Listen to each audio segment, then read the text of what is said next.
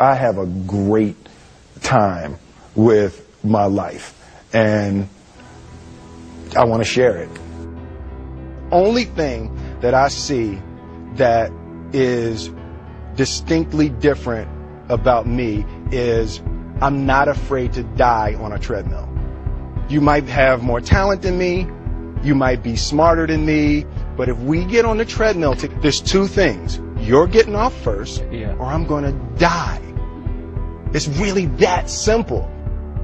I've never really viewed myself as particularly talented. Where I excel is ridiculous, sickening work ethic. You know, while the other guy's sleeping, I'm working. While the other guy's eating, I'm working.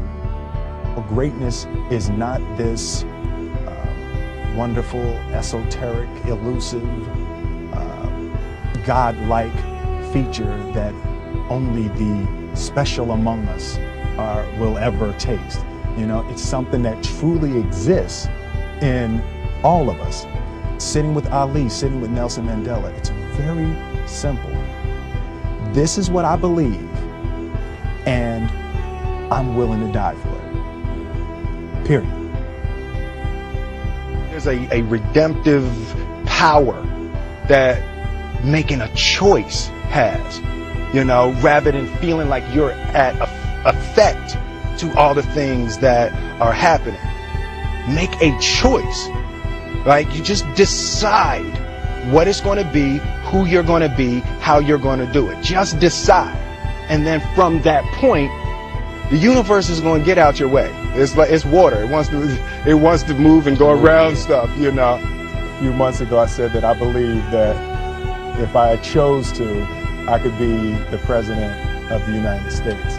And I think as I've had a chance to intellectualize why I said that, I think that there's a certain delusional quality that all successful people have to have. You have to believe that something different than what has happened for the last 50 million years of history. You have to believe that something different can happen. I want to represent an idea. I want to represent possibilities. I want to represent the idea that you really can make what you want. One of my favorite books is The Alchemist, Paulo Coelho, and I just believe that. I believe that I can create whatever I want to create. Confucius said, he who says he can and he who says he can't are both usually right.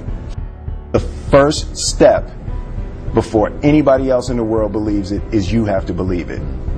There's no reason to have a plan B because it distracts from plan A. I realize that to have the level of success that I want to have, it's difficult to spread it out and do multiple things. It takes such a desperate, obsessive focus. You really got to focus with all of your fiber and all of your heart and all of your creativity. I believe, and I learned very young, that you don't try to build a wall. You don't set out to build a wall. You don't say, I'm going to build the biggest, baddest, greatest wall that's ever been built. You don't start there. You say, I'm going to lay this brick as perfectly as a brick can be laid. There will not be one brick on the face of the earth that's going to be laid better than this brick that I'm going to lay in this next 10 minutes. And you do that every single day, and soon you have a wall. And I think psychologically, the advantage that gives me over a lot of people that I have been in competition with in different situations is it's difficult to take the first step when you look how big the task is. The task is never huge to me. It's always one brick.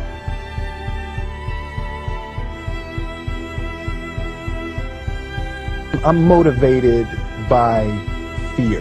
Fear. You know? Fear of what? Fear of fear.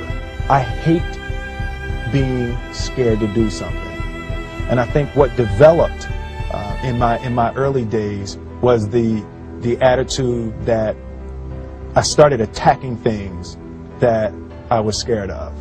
Being realistic is the most commonly traveled road to mediocrity. Why would you be realistic? What's the point of being realistic?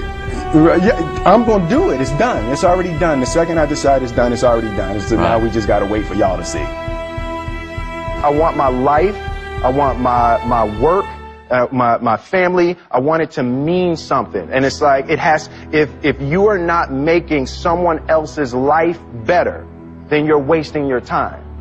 You know, like your life will become better by making other lives better.